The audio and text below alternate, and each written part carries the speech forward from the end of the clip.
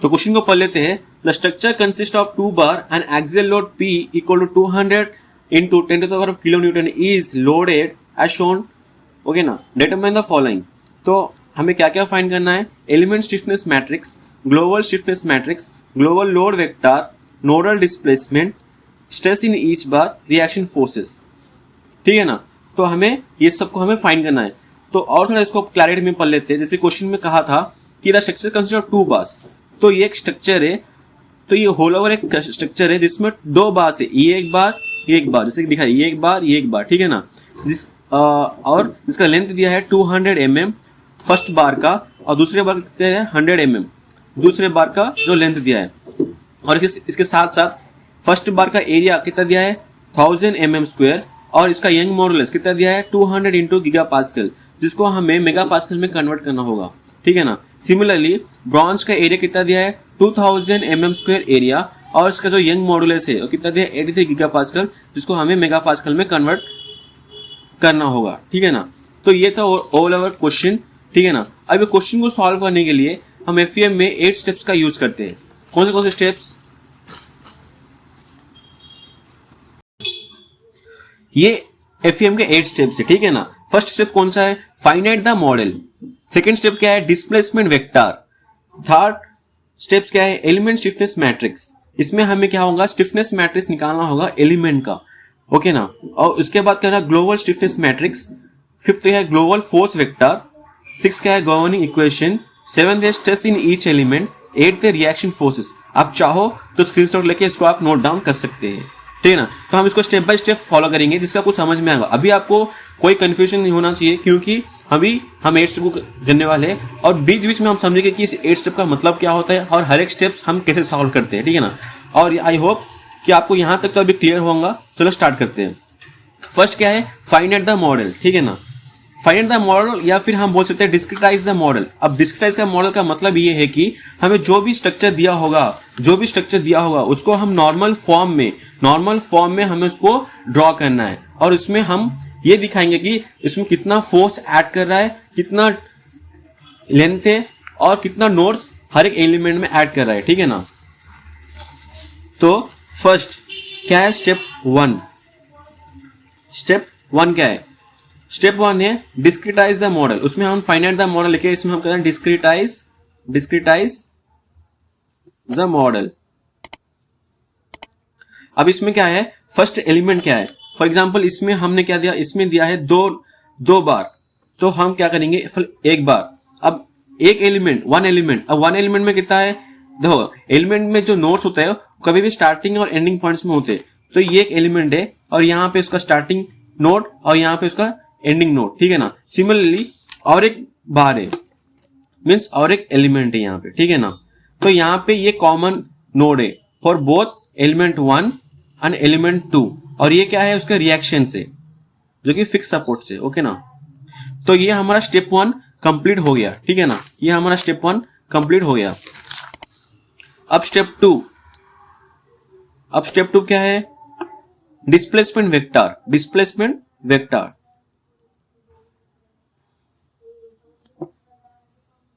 अब displacement vector nothing but कितना displace करेगा ईच नोड। तो अब इसमें कितने नोड है? 1 2 3, तो हम इसे ऐसे लिख सकते हैं U1 U2 U3। ओके ना, ये हो गया हमारा स्टेप 2। अब स्टेप 3 क्या है? Element stiffness matrix. क्या है? Element stiffness matrix. अब ये element stiffness matrix for bar element का जो फॉर्मूला है ये ओ है, इसको हम स्मॉल के से रिप्रेजेंट करते हैं, इसको हम K1, क्योंकि element stiffness matrix for first element. अब इसमें फर्स्ट एलिमेंट कौन सा है? इसमें अब फर्स्ट एलिमेंट ये है ना, जिसको हम इसमें सिंपल फॉर्म में लाइन में इस तक इंडिकेट किया है। तो उसका K1 का फॉर्मूला है AE/L 1 -1 1। अब AE बोल दो एरिया, E बोल दो यंग मॉडुलस, L बोल दो लेंथ, जो कि ऑलरेडी क्वेश्चन में गिवन है। अब हम समझते हैं कि ये 1 -1 1 मैट्रिक्स का मीनिंग क्या है। तो ये क्या है? नोडल डिस्प्लेसमेंट है। अब nodal displacement nothing but, for example कोई भी नोड समझो, फॉर एग्जांपल जैसे कि इसमें एक नोड है, अभी नोड का है, अभी 1D बार है, मीन्स ये एक डायरेक्शन में मूव करेगा या फिर वाई डायरेक्शन में। लेकिन जो हमारा जो स्ट्रक्चर है वो किस टाइप का है, ये हॉरिजॉन्टल है, तो ये जो मूव करेगा या फिर वो पॉजिटिव एक्स में मूव करेगा या फिर वो नेगेटिव एक्स में मूव करेगा, नेगेटिव एक्स या फिर पॉजिटिव एक्स डायरेक्शन में मूव करेगा, ठीक है ना। अब ईच नोड का एक पॉजिटिव एक नेगेटिव है, इसलिए ईच नोड का एक पॉजिटिव डायरेक्शन नेगेटिव डायरेक्शन। ये क्या है, नोड 1 का हो गया, ठीक है ना। ये क्या हो गया, नोड 2 का हो गया, इसलिए हम नोड 1 नोड 2, ये दो नोड 1 के, ये दो नोड 2 के। आप इसे इजीली विजुलाइज करना चाहिए, ठीक है ना। अब ये तो दो एलिमेंट है, तो हम क्यों करें, क्योंकि हम फर्स्ट ये एलिमेंट का कंसीडर कर रहे हैं, फर्स्ट ये एलिमेंट का कंसीडर कर रहे हैं, इसके लिए हम फर्स्ट 1 - 1 - 1 1 जैसे कि मैंने आपको बताया, ठीक है ना। ये है element swiftness matrix for each one. तो इसका हम वैल्यूज को सब्स्टिट्यूट करेंगे। अब फर्स्ट वैल्यूज क्या है, K1 इक्वल टू, अब इसका A क्या है, इसका A कितना दिया है 1000 mm², तो 1000 इंटू इसका यंग कितना दिया है, यंग मॉडुलस 200 इंटू, हम जैसे कि मैंने कहा था आपको गीगा पास्कल को आपको मेगा पास्कल में कन्वर्ट करना होगा, तो 10⁻³ ओके ना, बाई, अब इसका लेंथ कितना है, इसका लेंथ है फर्स्ट एलिमेंट का 200। फिर सिमिलरली ये लिख लेना 1 - 1 - 1 1, ठीक है ना, 1 2 1 2 ओके। अब सिमिलरली आप क्या करो, पहले ऐसा लिखो, उसके बाद मैं बोलता हूं, ठीक है ना। अब इसमें एक मेन स्ट्रक्चर क्या है कि अब जो भी इसमें कॉमन रखोगे आपको एलिमेंट 2 में भी कॉमन रखना पड़ेगा। फॉर एग्जांपल पहले हम एक फॉर्मेट लिख लेते हैं, उसके बाद मैं आपको बताता हूं। K2 का भी सेम फॉर्मेट रहेगा, AE/L 1 - 1 - 1 1, ठीक है ना, 1। अब क्या है 2 3 2 3, क्योंकि ये एलिमेंट 2 है ना, तो ये 1 2 था, तो 2 जो कॉमन ही होगा, तो 2 3 2 3 2 3 ओके ना। अब इसका भी वैल्यूज को हम सब्स्टिट्यूट कर लेते हैं। अब इसका एरिया कितना दिया है 2000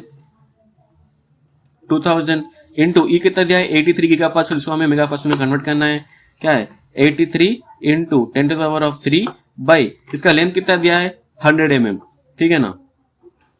सिमिलरली 1 - 1 - 1 1। अब जैसे मैंने कहा था आपको, इसका जो भी वैल्यू होगा ना, और इसका जो भी वैल्यू होगा एक कॉमन पॉइंट रखना होगा। फॉर एग्जांपल अब ये 10⁻³ है, 10⁻³ है, इसमें भी 10⁻³ है, या फिर आप इसको कॉमन रख के इसका जो भी वैल्यू आएगा इसको आप कर सकते हो, या फिर इसका जो वैल्यू आएगा इसको कर सकते हो। लेकिन हम क्या करेंगे, ट्राई टू डू दैट सबसे कम से कम वैल्यू जिसमें हमें कैलकुलेशन पार्ट में हेल्प होगा, ठीक है ना। किसमें हेल्प होगा, कैलकुलेशन पार्ट में हेल्प होगा आपको। अब इसका पहले ये पार्ट को ले लेते हैं, फिर से हम यहाँ लिख देते हैं, ठीक है ना। ये एलिमेंट स्विफ्टनेस मैट्रिक्स है, ठीक है ना, ये एलिमेंट स्विफ्टनेस मैट्रिक्स है। अब मैं K1 का आपको बताता हूँ कैसे। K1 इक्वल टू, अब ये 1000 है, ये 1000 है इंटू, अब मैं क्या करूंगा 2 को कॉमन ले लूंगा, 2 × 100, मैं आपको अंडरस्टैंडिंग के लिए बता रहा हूं, क्योंकि 2 × 100 क्या होता है 200 इंटू 10⁻³ बाई 200, 1 - 1 - 1 1 1 2 1 2, ठीक है ना।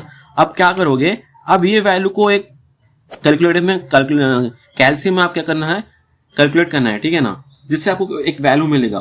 क्या मिलेगा 10 इंटू 10, अभी क्या है ये 2 जीरो से यहाँ पे 3 जीरो से क्या होगा 10⁻5 बनेगा। फिर 1 - 1 - 1 1 1 2 1 2। अब इसको इससे मल्टीप्लाई करने का है और इसको कॉमन रखने का है, ठीक है ना। 10⁻5 इंटू 10 × 1 10, 10 × -1 -10, 10 × -1 -10, 10 × 1 10। ये हो गया आपका K1, ठीक है ना, ये हो गया आपका K1। सिमिलरली आपको ये हो गया आपका K1। अब सिमिलरली आपको K2 के लिए भी करना होगा। चलो कर लेते हैं K2 के लिए भी, ठीक है ना। अब K2 कैसे करते हैं, सिमिलर जैसे मैंने आपको कहा था, इसी तरह 200 इंटू 10⁻³, ठीक है ना, 200 इंटू 10⁻³ इंटू 83 बाई इसका लेंथ कितना था 100 लेंथ था ना, इसका 100 था ना, इसका लेंथ K2 का लेंथ 100 था, ठीक है ना, इनटू 1 माइनस 1 माइनस 1 1, ठीक है। तो जब हम K2 को हम करेंगे, K2 में जब करेंगे तो इसका जो कॉमन होगा उसका भी सिमिलरली निकलेगा 10 टू द पावर ऑफ 5, और जब आप इसको कैल्शियम में कॉमन करेंगे तो इसका एक वैल्यू आएगा जो है 16.6 का वैल्यू आएगा into 10 to the power of 6। अब 16.6 इंटू 10 टू द पावर 5 करेंगे तो आपको ये ओवरऑल वैल्यू आ जाएगा आपको, ठीक है ना। फिर आपको 1 माइनस 1 माइनस 1 1, ठीक है ना, ये K2 का है। अब क्या करना है, आपको इसको कॉमन रखना है, कॉमन रख के आप इसको इससे मल्टीप्लाई करने का है। तो क्या होगा आपको 10 to the power of 5 10 to the power of 5 16.6 minus 16.6 फिर माइनस 16.6 और 16.6 1 2 2 3 2 3, ठीक है ना। अब देखिए हमने K1 का निकाल दिया, K1 का निकाल के वैल्यू आया ये इतना। आपको सिंपली आपको स्टेप बाय स्टेप नोट करना है कि वरना आपको कंफ्यूज हो जाएगा, ठीक है ना। ये K1 का निकल गया हमारा ये वैल्यू। अब ये निकाल के हमने K2 का वैल्यू निकाल दिया हमने इसका।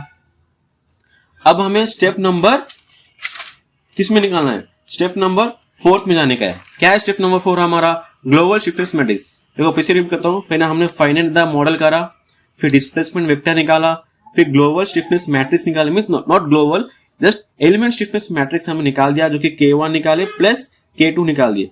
अब ग्लोबल स्टिफनेस मैट्रिक्स में क्या करेंगे, हम इन दोनों को सम करेंगे। अभी सम करना बहुत इंपॉर्टेंट फैक्ट, ठीक है ना। तो हमने क्या करा, ग्लोबल स्टिफनेस मैट्रिक्स जो कि हमारा स्टेप नंबर 4 है। क्या है, ग्लोबल स्टिफनेस मैट्रिक्स जो कि हम कैपिटल K से रिप्रेजेंट करते हैं और K1 प्लस K2। तो हम K1 K2 के वैल्यूज को हम लिख देते हैं, ठीक है ना। अब K1 के वैल्यूज क्या थे, K1 इक्वल टू क्या था values 10 minus 10 minus 10 10 plus K2 के वैल्यू क्या थे, ये है यही थे ना 10 टू द पावर ऑफ 5। इसमें भी आपको 10 टू द पावर ऑफ 5 लिखना क्यों पड़ेगा, क्योंकि इसमें कॉमन उसमें था ना 10 to the power of 5, 10 to the power of 5 common था ना इसमें भी, ओके ना। तो क्या है इसमें 16.6 माइनस 16.6 माइनस 16.6 16.6। अब इसको ऐड करके आपको ग्लोबल स्टिफनेस मैट्रिक्स करना, जो कि एक इंपॉर्टेंट फैक्टर है इस प्रॉब्लम के लिए, या फिर किसी प्रॉब्लम में ग्लोबल स्टिफनेस मैट्रिक्स में बहुत से बच्चे कंफ्यूज हो जाते हैं, ठीक है ना। तो अब ये 1 2 1 2 ये 2 3 ये 2 3, ठीक है ना। अभी कितना मैट्रिक्स बनेगा, देखो सिंपली आपको याद रखना है कितने नोड्स है इसमें, 3 नोड्स है, ठीक है ना, 1 2 3। ईच नोड का डिग्री ऑफ फ्रीडम कितना है 1। तो क्या होगा आपको 3 into 1, 3 nodes 1 degree of freedom, क्योंकि ये 1D बार एलिमेंट प्रॉब्लम है, ठीक है ना। तो इसका जो मैट्रिक्स बनेगा आपको 3/3 बनेगा आपको 1 2 3 1 2 3, ठीक है ना। अभी क्या है, K है, कैपिटल K है और 10 to the power of 5 common है। तो अब 1 1 क्या है, 1 1 क्या था 10 है 10, ठीक है ना। 2 2 कितना है, 2 2 कितना है, नॉट 2 2 सॉरी 1 1 आपका 10 है, 2 1 कितना है आपको माइनस 10 है, कितना 2 1 माइनस 10, ठीक है ना, ये फर्स्ट। अब 1 2 कितना है माइनस 10 है, 1 2 कितना है माइनस 10 है। अब 2 2 कितना है, 2 2 कितना है 10 है आपका। ये हमारा बन गया फर्स्ट एलिमेंट का मैट्रिक्स, ठीक है ना, फर्स्ट एलिमेंट का मैट्रिक्स बन गया। और कभी भी इस फॉर्मेट में करना, वरना कंफ्यूज 3 में नहीं चल जाना, क्योंकि जब 3 में करेंगे हम सेकेंड एलिमेंट में कंसिडर करेंगे, ठीक है ना। अब चलिए सेकेंड एलिमेंट कंसिडर करते हैं 2 2। अब 2 2 में ऑलरेडी 10 है, तो हम क्या करेंगे प्लस 16.6 को ऐड करेंगे, 16.6 को ऐड करेंगे, ठीक है ना। फिर क्या करेंगे 2 3 2, अब 3 2, अब यहां पे नहीं लिखना, यहां पे लिखना, क्योंकि ज्यादातर बच्चे यही गलती करते हैं कि यहां पे लिख देते। 3 2 कितना है माइनस 16.6 है, ठीक है ना। फिर से 2 3 कितना है माइनस 16.6, अब 3 3 कितना है 16.6, और जो बाकी जो प्लेसेस खाली रुक गया उसमें हमने 0 फिलअप कर देना है। तो ये बन गया हमारा ग्लोबल स्टिफनेस मैट्रिक्स, ठीक है ना, क्या बन गया हमारा ग्लोबल स्टिफनेस मैट्रिक्स। अब हम बढ़ेंगे स्टेप नंबर 5 में, जो कि एक ग्लोबल फोर्स वेक्टर। अब ग्लोबल फोर्स वेक्टर क्या होता है, मींस आपको मैं यहां लिख के बताता हूं आपको। स्टेप 5 क्या है, ग्लोबल फोर्स वेक्टर। अब ये एफ, अब ग्लोबल इसके लिए कहा गया है कि किसी भी जो ग्लोबल फोर्स वेक्टर है वो कंसीडर ऑफ सरफेस लोड रहता है, surface load plus point load plus traction force. अब इस प्रॉब्लम में ये सरफेस फोर्स और ट्रैक्शन फोर्स नहीं है, अगर होगा तो हम उसको कंसीडर करते थे, लेकिन इसमें है नहीं है ना, तो हम कंसीडर करेंगे नहीं, इसमें 0 अब इसमें पॉइंट लोड ही है। अब पॉइंट लोड कैसा है, फॉर एग्जांपल देखो पॉइंट लोड कहां पे ऐड कर रहा है, पॉइंट लोड है जो हमारे स्ट्रक्चर में वो बीच में लाई कर रहा है, ठीक है ना, ये जो बीच में लाई कर रहा है, लेकिन जो फोर्स है हमारा जो फर्स्ट नोड पे वो ऐड कर रहा है क्या, हाँ कर रहा है, लेकिन रिएक्शन है, तो ये क्या है, नॉन फोर्स है, तो ये 0 हो जाएगा। यहाँ पे फोर्स एक्ट नहीं कर रहा है क्योंकि ये फिक्स सपोर्ट है, और यहाँ पे भी फोर्स एक्ट नहीं कर रहा है क्योंकि ये भी फिक्स सपोर्ट है, और जो पॉइंट लोड है ये बीच में एक्ट कर रहा है, ठीक है ना, तो यहाँ पे बीच में एक्ट कर रहा है। तो फॉर एग्जाम्पल नोड वन में कितना है, नोड वन में कितना है, सपोर्ट है, तो फोर्स 0 रहेगा। अब ये बीच में ऐड कर रहा है, बीच नोड में ऐड कर रहा है, तो उसका P ऐड करेगा। P का वैल्यू कितना दिया है, P का वैल्यू कितना दिया है यहाँ पे 200 into 10 to the power of Q, 200 into 10 to the power of Q कामा, अब इसमें तो 0, इसमें भी 0, ठीक है ना। ये कंप्लीट हो गया हमारा स्टेप नंबर 5। सिंपल स्टेप से बस आपको याद रखना है और स्टेप बाय स्टेप आपको भी अपने नोट्स में लिख देना है, जिससे कि आपका भी एक फ्लो होता रहेगा मेरे वीडियो के साथ साथ, ठीक है ना। ये हमारा ग्लोबल फोर्स वेक्टर बन गया। अब क्या करेंगे हम, गवर्निंग इक्वेशन करेंगे। क्या है, स्टेप नंबर 6 जो कि है गवर्निंग इक्वेशन। अब गवर्निंग इक्वेशन आपको पता है कि KD इक्वल टू F, अब इसको ब्रैकेट में कर सकते हैं, KD इक्वल टू, अब ये K क्या है, जो हमारा ग्लोबल स्टिफनेस मैट्रिक्स था। हमारा ग्लोबल स्टिफनेस मैट्रिक्स क्या था, ये था ना, ये हमारा ग्लोबल स्टिफनेस मैट्रिक्स था। अब ये D क्या है, अब ये D क्या है, ये D हमारा डिस्प्लेसमेंट वेक्टर है जो हमने स्टेप 2 में निकाला था, KD आ गया। अब F क्या है, जो हमने ग्लोबल फोर्स वेक्टर निकाला था, तो हमें 3 वैल्यू निकाल दिया। अब इसको हमें करना है सिमिलरली इक्वल टू, अब हमें पूरा वैल्यू इसको लिखना होगा सिमिलरली जो इसमें भी हमने लिखा है इसमें, ठीक है ना। तो देखिए मैंने ऑलरेडी निकाल के रख दिया हूं क्योंकि मेरा टाइम ज्यादा लगेगा। तो जैसे कि मैं आपको बोला था कि ये K मैट्रिक्स है, global force K matrix, global K matrix है, ये हमारा D है और ये हमारा फोर्स है। अब ये क्या था, ये हमारा ट्रांसपोज मीन्स ये जो रो था, अब इसको हमने कॉलम में कर दिया। सिमिलरली जो हमारा यहाँ पे जो हमारा डिस्प्लेसमेंट वेक्टर जो रो था, इसको हम ट्रांसपोज नथिंग बट यहाँ पे हमने इसको कॉलम में कन्वर्ट कर लिया, ठीक है ना। आई होप कि आपको यहाँ तक कंफ्यूजन होगा। फिर से थोड़ा और पढ़ते हैं कि 10 -10 0 -10 26.6। अब 26.6 कैसा आया, इसमें ऐसा आया, जिसमें हमने करा था कि 10 + 16.6 इसको हमें ऐड कर देना है, जैसे कि ये 26.6 आ जाएगा, ठीक है ना। ये हमारा गवर्निंग इक्वेशन है। अब हम क्या करेंगे, इसमें हमें ये U1 U2 U3 को फाइंड करेंगे, जिसमें हमें पता है कि U1 0 है। अब U1 0 क्यों है, U1 0 इसके लिए क्योंकि यहाँ पे एक फिक्स सपोर्ट है, इसके लिए U1 जो है हमारा 0 है। सिमिलरली हमारा U2 क्या है, U2 का वैल्यू हमें फाइंड करना है। क्यों, क्योंकि हमें इसमें पता नहीं कि डिस्प्लेसमेंट कितना हो, जस्ट हमें पॉइंट लोड दिया है। और लेकिन U3 में हमें पता है कि ये 0 है,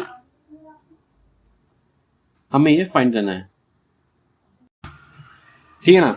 तो U2 को फाइंड करने के लिए हम क्या करते हैं, हम FEM में जो कि हम बार एलिमेंट के लिए स्पेशल यूज करते हैं वो है एलिमिनेशन अप्रोच। यहाँ पे 2 मेथड होते हैं, एलिमिनेशन अप्रोच और एक पेनाल्टी अप्रोच, लेकिन जो हम यहाँ पे यूज करने वाले हैं वो है एलिमिनेशन अप्रोच, ठीक है ना।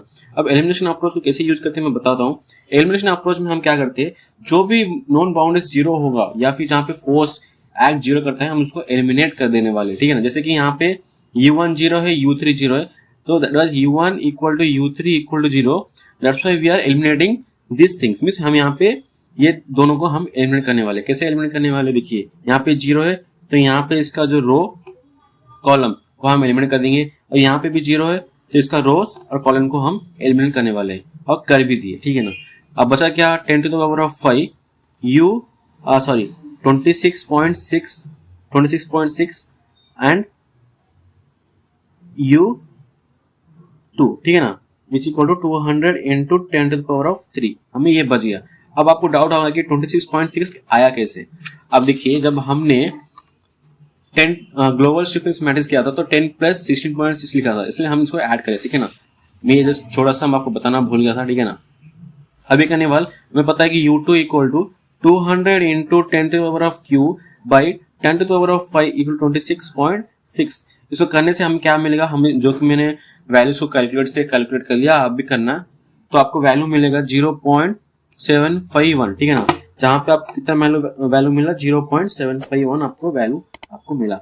अब हमारा यहाँ क्या स्टेप नंबर 6 हमने फाइनली कंप्लीट कर लिया है। अब क्या करने वाले हैं, हम स्टेप नंबर 7 करने वाले हैं, जो कि है स्ट्रेसेस इन ईच एलिमेंट। क्या है, स्ट्रेसेस इन ईच एलिमेंट, जो है कि है हमारा स्टेप नंबर 7। अब ये स्ट्रेसेस इन ईच एलिमेंट है क्या चीज, देखिए ये हमारा स्टेप नंबर 1 था, ये हमारा एलिमेंट नंबर 1, सॉरी ये एलिमेंट नंबर 1, एलिमेंट नंबर 2। तो इसमें कितना स्ट्रेसेस है हमें इसमें फाइंड करने का है, तो ठीक है ना। अब इसमें हम क्या करेंगे, नोड 1 नोड 2 के लेंगे, क्यों, यहाँ पे हम नोड 1 नोड 2 के लेंगे, क्यों, क्योंकि फर्स्ट एलिमेंट है ना, तो नोड 1 नोड 2 का वैल्यू हम ले लेंगे इसमें। तो इसका फॉर्मूला आके स्ट्रेस को हम सिग्मा से रिप्रेजेंट करते हैं, जिसको हम ई, और यहाँ पे फॉर्मूला ई बी यू। अब ये बी यू कैसा है, मीन्स इसका फर्स्ट यू और एप्सिलॉन था, सॉरी आपको ये समझ में नहीं आएगा, स्टार्टिंग से बताऊं, stress equal to E epsilon, ठीक है ना। अब एप्सिलॉन को हम क्या लिख सकते हैं, बी यू लिखते हैं। अब बी को क्या लिख सकते हैं कि 1/L -1 1, ठीक है ना। अब ये कैसे आया, क्यों नहीं आया, ये आपको बाद में आपको पता चल जाएगा, क्योंकि इसका डेरिवेशन होता है, लेकिन अभी के लिए आप उसको बट्टी मान लो, जिससे कि आपका प्रॉब्लम सॉल्व हो जाएगा, ठीक है ना। क्या कर रहा था, स्ट्रेस को हम सिग्मा से रिप्रेजेंट करते हैं, is equal to E equal to epsilon. अब एप्सिलॉन को क्या करते हैं, एप्सिलॉन को बी यू से रिप्रेजेंट करते हैं, बी क्या है 1/L -1/1, ठीक है ना। अब इसको अगर ओवरऑल लिखेंगे तो क्या होगा, E equal to 1/L -1 1 and E U, okay ना। अब इसका वैल्यू जब हम रिप्रेजेंट करेंगे तो देखिए ई का वैल्यू क्या है, stress first one 200 into 10 to the power of Q by L, length कितना है 200 है, ठीक है ना। तो 200 इंटू -1 1। अब इसका u कितना था पहले देखिए, ये एलिमेंट, तो क्या है, फर्स्ट u है, उसके बाद 0.751, ठीक है ना, 0.751। अब जब इसको वैल्यू करेंगे तो 200 into 10 to the power of Q by 200। अब देखो -1 इंटू 0 0, 1 इंटू 0.75 0.751। अब 0.75 को हम कंसिडर नहीं करेंगे, तो जब हम इसकी ये वैल्यू को इससे मल्टीप्लाई करेंगे तो हमें एक वैल्यू मिलेगा, कितना मिलेगा, हमें एक वैल्यू मिलेगा जो कि 751 न्यूटन पर mm स्क्वायर। अगर आप इसको मीटर्स में कन्वर्ट करना चाहोगे तो आपको 77.51 वैल्यू मिलेगा, ओके ना। इस तरह से हमने स्ट्रेस 1 को कंप्लीट कर लिया, इसलिए हम स्ट्रेस 1 करेंगे, स्ट्रेस 1 को हमने कंप्लीट कर दिया। अब सिमिलरली हम स्ट्रेस 2 निकालेंगे, जो कि एलिमेंट नंबर 2 का होगा, ठीक है ना। सेम फॉर्मूला में stress equal to E epsilon को हमने बी यू में कन्वर्ट करा। अब बी का वैल्यू को हम 1/L -1 1, ठीक है ना। अब पूरा मिलकर क्या बनेगा, ई बाई 1/L या फिर 1/L equal to -1 1 equal to U, ठीक है ना। सिमिलरली इसका वैल्यू सब्स्टिट्यूट करेंगे, क्या है इसका ई 83 into 10 to the power of की बाई एल कितना है, इसका लेंथ कितना है 100 है, इसका 100 लिख दिया हमने इसको, -1 1 करे, इसका यू कितना होगा, यू देखिए। अब इसकी यू इसमें देखो, इसमें कितना था, इसमें यू हमारे u2 और u3, ठीक है ना, u1 u3 कितना है 0.7510। अब देखिए क्यों मैंने 0.75 मीन्स, देखिए ये एलिमेंट के लिए ये कॉमन है, ये एलिमेंट के लिए ये कॉमन है, तो दोनों एलिमेंट के लिए ये कॉमन है, इसलिए थी यहाँ पे 0.75 आया, 751 आया, और यहाँ पे भी 0.75 आया, लेकिन नोट 2 में आया, इसमें भी 2 में आया। तो मैं लिख देता हूँ, ये क्या है, नोट 2 u2 u3 है। अब यहाँ पे ये क्या था, वो u1 u2 था, तो u2 और यहाँ पे U2 कॉमन है। मैं क्यों आपको बता रहा हूँ, क्योंकि हम धीरे धीरे कभी कभी हम कंफ्यूज हो जाते हैं इसलिए, ठीक है ना। जब ये आपको वैल्यूज को आप सब्स्टिट्यूट करोगे तो आपको एक वैल्यू मिलेगा। क्या क्या मिलेगा? 83 into 10 to the power of Q 100 minus 1 into 0.751 minus 0.751 comma 1 into 0 0। Okay ना। जब जीरो तो हम कंसिडर करेंगे नहीं क्योंकि ये तो ऑलरेडी जीरो। जब इसको हम वैल्यू को कैलकुलेट करेंगे तो इसका एक वैल्यू मिलेगा जो कि स्टेज 2 का निकलेगा। स्टेज 2 का निकलेगा कितना निकलेगा? माइनस 623.33 जो कि मैंने कैलकुलेटर में कैल्सियम में कर दिया हूँ, ठीक है ना। अब बेहतरीन तरीके से हमने क्या करा, स्टेप 7 भी कंप्लीट कर लिया और हम करने वाले हैं स्टेप 8 जो कि है रिएक्शन फोर्स। क्या करने वाले? Reaction force. स्टेप 8 करने वाले जो कि है रिएक्शन फोर्स। इससे हमें क्लैरिटी में आ जाएगा जो भी हमने जो वैल्यूज निकाला है या फिर स्टेप्स अभी तक यहाँ से यहाँ तक किया है, जो कि हमने स्टेप 1 से लेके जो भी हमने वैल्यूज को यहाँ से करा है किया है वो करेक्ट है कि नहीं है, हमें क्या होगा रिएक्शन फोर्स से हमें पता चल जाएगा। अब रिएक्शन फोर्स निकालने के लिए भी उसका भी एक फॉर्मूला है जो कि स्टेप 8 जिसमें मैंने कहा था, जिसका वैल्यू है KD minus F equal to R, ठीक है ना। अब KD minus F equal to R क्या? ये K हो गया हमारा ग्लोबल स्टिफनेस मैट्रिक्स, D हो गया हमारा डिस्प्लेसमेंट मैट्रिक्स। अब K क्या है? ग्लोबल स्टिफनेस मैट्रिक्स जो कि हमने यहाँ पे निकाला था, ग्लोबल स्टिफनेस मैट्रिक्स। D क्या है? जो कि हमने यहाँ पे निकाला था, ये ओरल, या फिर आप बोल सकते हो कि हमने स्टार्टिंग में जब निकाला था ये डिस्प्लेसमेंट मैट्रिक्स, डिस्प्लेसमेंट वेक्टर, ठीक है ना, ठीक है ना। अब K क्या है? ये K हमें वहां पे लेना है। K हमें क्या करने का है? K मीन्स हमें ग्लोबल स्टिफनेस मैट्रिक्स में पूरा लेने का नहीं है, ग्लोबल स्टिफनेस मैट्रिक्स पूरा लेने का नहीं है। तो यहाँ पे हमने जो जो एलिमिनेट करा था मीन्स हमें रिएक्शन फोर्स निकालना। अब रिएक्शन फोर्स होता क्या है? जहाँ पे सपोर्ट्स होते हैं, सपोर्ट्स में हमने क्या करा था, इसमें एलिमिनेट किया था। तो ये वैल्यूज को हम लेने वाले हैं, ये वैल्यूज को लेने वाले हैं। और यहाँ पे U3 था, यहाँ पे भी एक सपोर्ट था, जैसे कि डायग्राम में हमने देखा था कि जहां जहाँ पे सपोर्ट थे कहाँ है, ये U क्या था, U1 में था, U3 में था। तो हमने ये इसको लेने का है, फिर इसको लेने का है, फिर जो वैल्यू आता है उसको हम चेक करेंगे कि हमारा जो रिएक्शन है करेक्ट है कि नहीं। क्योंकि हमारा जो रिएक्शन था इसमें 200 into 10 to the power of Q था, क्योंकि हमने क्वेश्चन में भी पढ़ा था कि 200 into 10 to the power of Q था। और इससे सिमिलरली वैल्यू अगर हमें रिएक्शन फोर्स में निकलता है तो हमारा आंसर करेक्ट है, मीन्स हमने करेक्ट किया है। तो चलिए निकालते हैं। अब रिएक्शन के क्या है इसमें, क्या है 10 टू द पावर ऑफ क्या था, 10 टू द पावर ऑफ 5। के क्या था इसमें 10 माइनस 10 0, 10 माइनस 10 0। डी क्या था U1 U2 U3। अब U1 क्या था 0 था, U2 कितना था 0.751 था, U3 कितना था 0 था, ओके ना। अब माइनस F, अब माइनस F क्यों? एट सपोर्ट 1, एट सपोर्ट 1 में क्या था, हमारा फोर्स 0 है। एट सपोर्ट 1 हमारा फोर्स 0 है। और इसमें भी मैंने आपको पहले भी कहा था, आपको जब हमने ग्लोबल फोर्स वेक्टर निकाला था तो उसमें जो पॉइंट लोड था एट सपोर्ट 1 ये 0 था। तो हमने क्या करेंगे 0 निकालेंगे, ठीक है ना। अब क्या करेंगे 10 टू द पावर ऑफ 5, अब क्या करेंगे इससे मल्टीप्लाई करेंगे, इसको इससे मल्टीप्लाई करेंगे और इसको इससे मल्टीप्लाई करेंगे। 10 टू द पावर ऑफ 0 क्या होता है 0, माइनस 10 इंटू 0.751 कितना होता है, 10 इंटू माइनस 0.75 कितना रहता है। हम ऐसे लिख सकते 10 इंटू 0.751। अब 0 इंटू 0 कितना था 0 होता है, ठीक है ना, 0 होता है, इक्वल टू माइनस 0। मैं आपको स्टेप बाय स्टेप बता रहा हूँ, ठीक है ना। जब ये 0 0 निकल गया, चले गया, खत्म हो गया। 10 to the 5 into 0 minus 10 into 0.751, okay ना। अभी जब हम ये वैल्यू तो करेंगे तो हमें एक वैल्यू मिलेगा, क्योंकि मैंने कैलसी से ऑटो पहले ही मैंने कर रखा है।